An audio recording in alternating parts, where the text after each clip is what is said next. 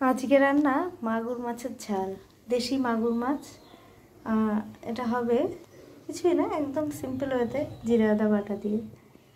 কড়াইতে গরম হলে কড়াইতে তেল দিয়ে মাছগুলোকে আগে ভেজে নেব। মাগুর মাছ না ভাজার সময় একটু তেল ছুটায়, বাপরে একটু ভয় ব্যাপার। মাগুর মাছ ভাজা তো না, ঢাল তরোয়াল নিয়ে যুদ্ধ করা। ঢাল তরোয়ালের যুদ্ধ শেষে মাছগুলো ভাজা কমপ্লিট হলো। এবার কড়াইতে তেল দেবো।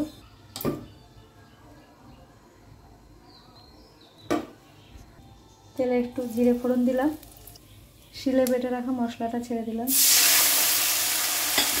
মশলা ভাজার সময় একটু হলুদ আর লবণ দেবো। ভালো করে মশলাটা ভেজে নেব। হালকা আছে মশলাটা ভাজতে হয়, তাহলে ভাজাটা সুন্দর হয়। মশলা থেকে তেল বেরিয়ে এসে এবার জল দেবো। জল দিয়ে দিলাম। ঝোলটা ফুটে উঠলে মাছটা দিয়ে দেবো। দিলাম। ঢাকা খুলে কম আছে একটু ফুটিয়ে নেব। এবার একটু কাঁচা সর্ষের তেল ছড়িয়ে নামিয়ে নেব। ফাইনালি এরকম দেখতে হলো।